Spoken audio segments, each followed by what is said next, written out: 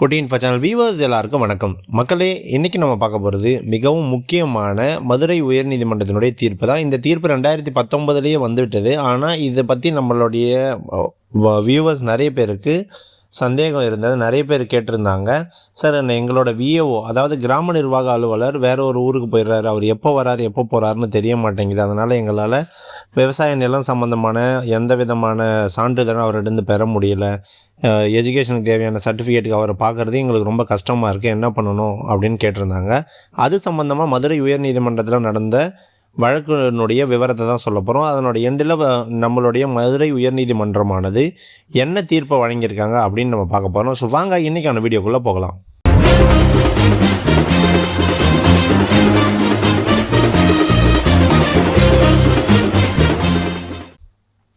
So இப்போ பார்த்தீங்கன்னா, நம்ம கிராம நிர்வாக அலுவலர் தாங்கள் பணி செய்யக்கூடிய கிராமத்திலேயே வசிக்கணுமா இல்லையா அப்படின்ட்டு மதுரை உயர்நீதிமன்றம் ஒரு வரலாற்று சிறப்புமிக்க தீர்ப்பை கொடுத்துருக்காங்க. அந்த தீர்ப்பினுடைய வழக்கு எண் இது தான். அந்த தீர்ப்பினுடைய நாள் இதுதான். இதனுடைய நீதிபதி யாருன்னா மாண்புமிகு நீதியரசர் ஆர் சுரேஷ்குமார் அவர்கள் தான் சொல்லியிருக்காங்க. இதில் என்ன சொல்கிறாங்கன்னா, விஏஓவோட கடமை என்ன, பொதுமக்களுடைய உரிமைகள் என்ன, அதிகாரிகளுடைய பொறுப்புகள் என்ன அப்படின்னு சொல்லியிருக்காங்க. இதை பற்றின ஜட்ஜ்மெண்ட்டோட ஒரிஜினல் காப்பியை நான் உங்களுக்கு அப்லோட் பண்ணுறேன். நீங்கள் அதை முழுசாக படிச்சுக்கோங்க. உங்களுக்கு எக்ஸ்பிளைன் பண்ணுறதுக்காக இதில் நம்ம ரொம்ப ஷார்ட்டாக உங்களுக்கு தெரியப்படுத்தியிருக்கோம். நீங்கள் கரெக்டான டேட்டா வேணும்னா அதை முழுசாக படித்து தெரிஞ்சுக்கோங்க. ஸோ இந்த வழக்கில் என்ன சொல்கிறாங்க அப்படின்னா, மனுதாரர் அந்த பெட்டிஷனர் என்ன ஜே ஆனந்தி அவர்கள், சமூக ஆர்வலர் மற்றும் வழக்கறிஞர். இதுக்கு பதில் சொல்ல போகிறவங்க யாருன்னா தமிழ்நாடு அரசு கொடுக்கணும். அடுத்து மாவட்ட ஆட்சியர் விருதுநகர், அப்புறம் அந்த கிராமத்தினுடைய வட்டாட்சியர், வருவாய் அலுவலர், கிராம நிர்வாக அலுவலர், அதாவது அந்த கிராமம் எந்த கண்ட்ரோலில் வருதோ அந்த வட்டாட்சியர், வருவாய் அலுவலர் எல்லோரும் இருக்காங்க. இது என்ன வகைன்னா ஒரு ரிட் பெட்டிஷன் எம்டி தான் ஃபைல் பண்ணியிருக்காங்க. என்ன இதில் நிவாரணம் கேட்குறாங்கன்னா, விஏஓ மேலே டிசிப்ளினரி ஆக்ஷன் எடுக்கணும். விஏஓ தன்னுடைய பணியிட கிராமத்திலே தங்கறதில்லை, மேலதிகாரிகள்லாம் தங்களுடைய கடமையை தவறிட்டாங்க அப்படின்ட்டு ஒரு மிகப்பெரிய குற்றச்சாட்டுகளை அவங்க வச்சு அதுக்கான நிவாரணத்தை கேட்குறாங்க. ஸோ இந்த வழக்கோட பின்னணி என்னன்னு பார்த்தீங்கன்னா, கிராம நிர்வாகிகள் அந்த கிராமத்துடைய விஏஓ அந்த ஊரில் தங்காமல் வேறு இடத்துல இருந்து வேலை செஞ்சிட்ருக்காரு அப்படின்னு சொல்கிறாங்க. அதை சுருக்கமாக என்ன பண்ணுறோன்னா, இந்த ஃப்ளோவில் தான் சொல்லியிருக்கோம். அவங்க எந்தெந்த பாதையை கடந்து வந்தாங்க அப்படின்னு நம்ம பார்க்குறோம். இது ஒன்றுத்தையும் நான் உங்களுக்கு பின்னாடியும் எக்ஸ்பிளைன் பண்ணுறேன். ஸோ இதில் நம்ம மனுதாரர் அவர்கள் நேரடியாக அவர் நீதிமன்றத்தை அணுகலை. அதுக்கு முன்னாடி என்ன பண்ணுறாருனா, மார்ச் 9, 2019 அன்று மனுதாரர் என்ன பண்ணுறாருனா, மதுரை மாவட்ட ஆட்சியருக்கும் விருதுநகர் மாவட்ட ஆட்சியருக்கும் எழுத்துப்பூர்வமாக ஒரு சில குற்றச்சாட்டுகள் அனுப்புகிறார். அதாவது, சார் எங்கள் கிராமத்துடைய விஏஓ தன்னுடைய இடத்துல இல்லாமல் வேறு இடத்துல போயிட்டு அந்த கிராமத்திலே இல்லாமல் வேறு இடத்துல போட்டு பணியாற்றுறாரு அப்படின்னு சொல்கிறாரு. பொதுமக்களை சந்திக்காமல் அலுவலகத்திற்கு அடிக்கடி வர்றதில்லை, பொதுமக்களினுடைய மனுக்கள் மீது சரியாக நடவடிக்கை எடுக்கல, தன்னோட கடமைகள்லாம் புறக்கணிக்கிறாரு, அவர் அலட்சியம் காட்டுறாரு, ஏழை எளிய மக்களுக்கு தேவையான சான்றுகள், பட்டா தொடர்பான பணிகள்லாம் தாமதமாகுது, இதனால் பொதுமக்களுக்கு பெரும் சிரமம் மற்றும் நஷ்டம் ஏற்படுது அப்படின்றத தான் சொல்லி அவர் ஒரு மனுவாக அனுப்பி வைக்கிறார். யாருக்கு? மாவட்ட ஆட்சியருக்கு. அப்படி அனுப்பிட்டு அதில் இருக்கக்கூடிய குற்றச்சாட்டுகள் இப்போ நம்ம சொன்னோம் இல்லைங்களா, அவர் என்ன பண்ணுறாருன்னா, வெள்ளிக்கிழமை மதியமே ஊருக்கு கிளம்பி போயிடுறாரு, மறுபடியும் திங்கள் இல்லைன்னா செவ்வாய்க்கிழமை தான் வராரு, அப்புறம் முழுமையாக இங்கே இருக்கிறது இல்லை, இந்த மாதிரி பிரச்சனைகளை கருத்தில் கொண்டு அவங்க இந்த மனுவை மாவட்ட ஆட்சியர் கொடுக்குறாங்க. அந்த மனு கொடுத்து அவங்க எந்த நடவடிக்கையும் எடுக்காததால் கரெக்டாக 3 மாதம் கழிச்சு 13/6/2019 அன்று அரசு அதிகாரிகளுக்கு மீண்டும் மனு கொடுக்குறாங்க. அந்த முதல் மனு கொடுத்து எந்த பயனும் இல்லை, 3 மாதம் ஆயிடுச்சு, நீங்கள் எந்த நடவடிக்கையும் எடுக்கலை, அதனால் பொதுநலனை கருத்தில் கொண்டு நான் உடனடியாக நடவடிக்கை எடுக்கிறேன்னு கேட்டுக்கிறேன் அப்படின்னு சொல்லிட்டு அவங்க விஏஓக்கு அகென்ஸ்டாக மறுபடியும் லெட்டர் அனுப்புகிறாங்க. அப்படி எதுக்குமே அவங்களுக்கு சரியான பதில் கிடைக்காத காரணத்தினால் இப்போது மனுதாரர்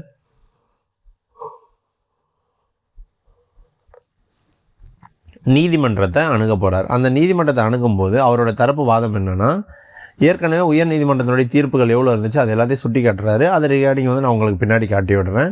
அடுத்து அரசினுடைய சுற்றறிக்கை, கவர்மெண்ட்டும் தன்னுடைய சுற்றறிக்கை விடுவாங்க இல்லையா, அதை சரியாக நடைமுறைப்படுத்தலை அப்படின்னு சொல்கிறாங்க. விஏஓ அவர் வேலை செய்ய வேண்டிய இடத்துல இருக்கணும் அப்படின்னு சட்டப்படி கட்டாயமாக வலியுறுத்தப்படுது அப்படின்னு சொல்கிறாரு. பொதுமக்களுக்கு சேவை வழங்குறது தான் அரசு அதிகாரிகளுடைய கடமை, ஆனால் அவர் அதை செய்யலை. எனவே நீதிமன்றம் அவருக்கு மேண்டமஸ் வழங்கி உத்தரவிடணும் அப்படின்னு கேட்டிருக்காங்க. இதற்கு எதிர்த்தரப்பு, அதாவது அரசாங்க தரப்பு அந்த விஏஓக்காக என்ன பேசுகிறாங்கன்னா, அவங்க ஒரு 5 பாயிண்ட் வைக்கிறாங்க. சார், இந்த நீதிமன்றத்தில் நீங்கள் விஏஓ அந்த இடத்துல இப்போ எந்த இடத்துல பணியாற்றுறாரோ அதே கிராமத்தில் வசிக்கணும்னு அவசியம் இல்லை. பணியிட மாற்றுறது வந்து அரசினோட உரிமை. அண்டு பொதுமக்களுக்கு எந்த பாதிப்பும் கிடையாது. அவர் வேறு இடத்துலேருந்து வந்துட்டு போகிறதால பொதுமக்களுக்கு பாதிப்பு இல்லை. அதே மாதிரி எல்லாரையும் நீங்கள் அந்தந்த கிராமத்தில் வசிக்கணும்னு சொல்லிட்டீங்கன்னா தகுதியான அதிகாரிங்க வந்து கிடைக்கிறது ரொம்ப கஷ்டமாயிரும். நீதிமன்றத்துடைய தலையீடு இது நிர்வாக தீர்மானம் அப்படிங்கிறதால இதில் வந்து நீதிமன்றம் தலையிட தேவையில்லை அப்படின்னு சொல்லிட்டு அரசு தரப்பு தங்களுடைய வாதங்களை வைக்கிறாங்க. அதை வச்சுட்டு இவங்க என்ன சொல்கிறாங்கன்னா, இதனால் நீங்கள் வந்து இந்த மனுவை தள்ளுபடி பண்ணிடுங்க அப்படின்னு சொல்கிறாங்க. இதனால் நீதிமன்றம் என்ன பண்ணுதுன்னா, அவங்களா வந்து ஒரு சில விஷயத்தை வந்து கவனிக்கிறாங்க. அவங்க இதை மொத்தத்தையும் தெளிவாக பார்த்து முடிச்சுட்டு அவங்க சொல்கிறாங்க, 1990 சுழற்சி முறை அந்த சர்க்குலர் இருக்கு இல்லையா, அந்த சர்க்குலருடைய படி விஏஓ தன்னோட கிராமத்தில் தான் நிரந்தரமாக வசிக்கணும். பொதுமக்கள் எளிதாக அணுகும் வகையில் தான் வந்து அவர் கிராமத்தில் இருக்கணும். மக்களுக்கு நேரடியாக சேவை வழங்குறதுல டிஏஓ அதாவது கிராம நிர்வாக அலுவலரினுடைய பங்கு தான் வந்து முதன்மையான கடமை. அலுவலக நேரங்களில் முழுமையாக பணியில் இருக்கணும். இந்த நெறிமுறையை யாரெல்லாம் கடைபிடிக்கலையோ அவங்க மீது துறை ரீதியான நடவடிக்கை எடுக்கணும் அப்படின்னு சொல்லிட்டு அந்த சர்க்குலரில் சொல்லியிருக்காங்க. 16/7/1990 வந்த அந்த சர்க்குலரில் அவங்க சொல்லியிருக்காங்க. அது மட்டும் இல்லாமல் நிறைய அரசு உத்தரவுகள், நிர்வாக அறிவுறுத்தல்கள்லாம் வந்திருக்கு. அது எந்தெந்த கால வருமோ நீங்கள் பார்த்துக்கோங்க. 94, 97, 2001, 2005. இதை நீங்கள் ஸ்க்ரீனை பாஸ் பண்ணி கூட முழுசாக படிச்சுக்கோங்க. இது எல்லாத்துலேயும் சொல்கிறது அவங்க வந்து அதே ஊரில் எங்கே பணியாற்றுறாங்களோ அங்கே வந்து தங்கணும் அப்படின்னு தான் சொல்கிறாங்க. அதை மீறிட்டு அவங்க மேலே ஒழுங்கு நடவடிக்கை எடுக்க வேண்டும் அப்படின்னு சொல்கிறாங்க.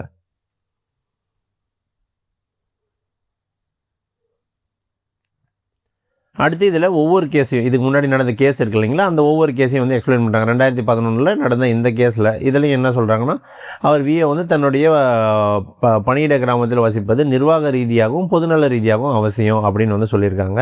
இந்த முக்கியமான வாக்கியம் என்னென்னா, விஏஓ என்பது கிராம நிர்வாகத்தினுடைய முதுகெலும்பு. அவர் கிராமத்தில் வசிப்பதன் மூலம்தான் பொதுமக்களுடைய நேரடியாக தொடர்பு கொண்டு அரசு நலத்திட்டங்களை பயனாளர்களுக்கு கொண்டு போய் சேர்க்க முடியும். எனவே அவர் எங்கே பணியிடத்தில் இருக்காரோ அந்த பணியிட கிராமத்திலேயே அவர் வந்து வசிக்கிறது கட்டாயம் அப்படின்னு சொல்லியிருக்காங்க.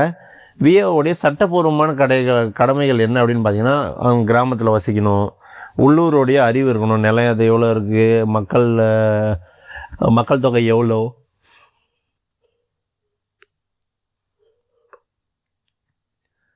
என்னென்ன பயிர் போட்டிருக்காங்க, பொது சொத்து எப்படி இருக்குது, அதனுடைய என்ன நேரடி அறிவில் அவர் வச்சுருக்கணும். மக்களுக்கு சேவை செய்கிறதுக்கு அவர் தயங்கவே கூடாது.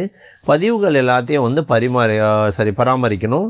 நில அளவைகள் மற்றும் அறிக்கைகள்லாம் வந்து சரியான அதிகாரிகளுக்கு அனுப்பி வைக்கணும். அரசு உத்தரவுகளை இவங்க செயல்படுத்தணும். இதுதான் அவரோட முக்கியமான கடமை அப்படின்னு வந்து சொல்கிறாங்க.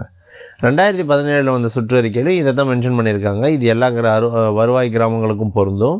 சுற்றறிக்கை வந்து 2017 அந்த மே மாதம் 5 வந்திருக்கு.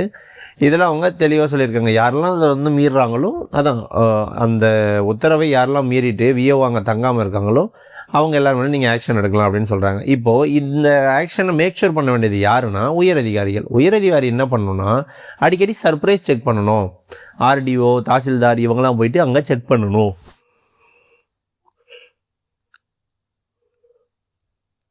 அப்படின்னு அவங்க ரொம்ப தெளிவாகவே சொல்லியிருக்காங்க. அடுத்து மூவ்மெண்ட் ரெஜிஸ்டர், இவர் எங்கெல்லாம் விஏஓ போகிறார் வரார் அப்படின்ற மூவ்மெண்ட் ரெஜிஸ்டர் பராமரிக்கணும். விஏஓ ஆஃபீஸ்க்கு அடிக்கடி இன்ஸ்பெக்ஷன் போகணும், இன்ஸ்பெக்ஷன் ரிப்போர்ட் ரெடி பண்ணணும். வில்லேஜை வந்து அவர் இருக்காருன்றதை இவங்க சரி பார்த்துட்டே இருக்கணும். சர்ப்ரைஸ் விசிட் எல்லாம் பண்ணணும் அப்படின்னு வந்து சொல்லியிருக்காங்க. வெளியே தங்கணும், ஒருவேளை ஒரு சிலருக்கு வந்து வேறு வழியெல்லாம் வெளியே தங்கணும் அப்படின்னா அந்த வெளியே தங்கிறதுக்கு நீங்கள் பர்மிஷன் வாங்கலாம். அவங்க யார்கிட்ட வந்து பர்மிஷன் வாங்கினா, ஃபஸ்ட்டு நீங்கள் வந்து தாசில்தாருக்கு அப்ளை பண்ணுவீங்க. அந்த தாசில்தார் வந்து ஆர்டிஓ கிட்ட வேணும்னா பண்ணுவாங்க, இல்லை நீண்ட நாள் அனுமதினா பண்ணுவாங்க. அதர்வைஸ் தாசில்தாருக்கே பவர் இருக்குது அதை வந்து பர்மிஷன் கொடுக்கறதுக்கு. கலெக்டர் வந்து சிறப்பு அனுமதி மற்றும் நீண்ட கால சூழலை தான் வந்து கலெக்டர் வந்து பண்ணுவார். அதர்வைஸ் அவங்க வந்து அந்த கிராமத்திலேயே தான் தங்கியிருக்கணும். இதில் பெரும்பாலும் என்ன சூழ்நிலைனா, மருத்துவ சிகிச்சைக்கு இல்லை அரசு உத்தரவினுடைய பெயரில் பயணம் அல்லது பயிற்சி இருக்கும் பட்சத்தில், நீதிமன்ற ஆஜர் அல்லது சட்டப்படி நடவடிக்கை தொடர்பாக, குடும்பத்தில் மரணம் இல்லைனா தீவிர சிகிச்சை நிலை, தீவிர அவசர நிலை எதனா இருந்துச்சுன்னா, அடுத்து இயற்கை பேரிடர், பாதுகாப்பு காரணம் போன்ற அவசர சூழ்நிலைகள். இந்த காரணத்துக்காக அவங்க வந்து வெளியே தங்கணுன்ற ஒரு நிலை ஏற்பட்டால் அதுக்கு முன்னாடி அவங்க பர்மிஷன் வாங்கியிருக்கணும். அனுமதி இல்லாமல் அவங்க வெளியே தங்குறாங்கன்னா அவ்வளோதான், அது வந்து வயலேஷனு. ஸோ மிஸ்கண்டக்ட்னு சொல்லுவாங்க. டிசிப்ளினரி ப்ரொசீடிங் ஸ்டார்ட் பண்ணுவாங்க, அவங்க மேலே மெமோ சார்ஜ் பண்ணுவாங்க, அப்புறம் பெனால்ட்டிஸ் போட ஆரம்பிப்பாங்க. அது பெனால்ட்டி பனிஷ்மெண்ட்டாகவும் இருக்கலாம், ஜெயிலாகவும் இருக்கலாம், இல்லை அவங்களுக்கு அபராதமாகவும் இருக்கலாம். மேற்பார்வை அதிகாரிகளோட பொறுப்பு சங்கிலி என்னென்னா கலெக்டருக்கு ஆர்டிஓ, அடுத்த தாசில்தார், ஆர்ஐ, விஏஓ. இந்த சேனல் இருக்கும்போது இந்த சேனலில் இருக்க எல்லாருக்கிட்டையும் நீங்கள் போயிட்டு நீங்கள் சாட்டிஸ்ஃபை ஆகலைனா தான் நம்ம அடுத்த வேலையை ஆரம்பிக்கணும். அதர்வைஸ் யாராச்சும் ஒருத்தர்கிட்ட காட்டிட்டு நான் சரியாகலைன்னு சொல்கிறது கரெக்டாக இருக்காது. புகார் வழங்கக்கூடிய நடைமுறை என்னென்னா நம்ம பொதுமக்கள் அந்த ஆர்ஐ, தாசில்தார், ஆர்டிஓ, கலெக்டர் அவங்க மூலமாக கம்ப்ளைண்ட்ஸை ரைஸ் பண்ணலாம். இந்த உயர்நீதிமன்றத்தினுடைய இறுதி உத்தரவு என்னென்னா கிராமத்தில் விஏஓ இருக்கிறது கன்ஃபார்ம் அப்படின்னு சொல்லிட்டாங்க.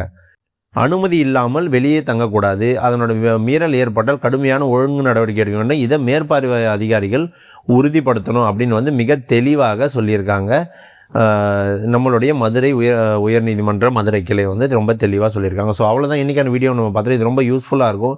யாரெல்லாம் உங்களுக்கு விஏஓ உங்கள் ஊர்லேயே இல்லை உங்களால் பார்க்கவே முடியல அப்படின்ற நிலைமையில் இருக்கும் அவங்களாம் இதை தெளிவாக படித்து பாருங்கள். நான் தான் சொல்கிறேனே இது ரொம்ப சிம்பிளான உங்களுக்கு ப்ரெசன்டேஷனை ரெடி பண்ணியிருக்கேன். ஆனால் நீங்கள் நான் லிங்க்கில் இருக்க டெலிகிராம் லிங்கை கிளிக் பண்ணிங்கன்னா டிஸ்கிரிப்ஷனில் உங்களுக்கு ஒரு சேனல் வரும். ஸோ அவ்வளோதான். உங்களுக்கு வேறு எதனாச்சும் டவுட் இருந்தாலும் நீங்கள் தாராளமாக கேட்கலாம். அந்த டவுட்டை நீங்கள் கேட்குற பட்சத்தில் உங்களுக்கான வீடியோவை நம்ம போடவும் ட்ரை பண்ணுவோம். தேங்க்யூ ஃபார் வாட்சிங். நன்றி.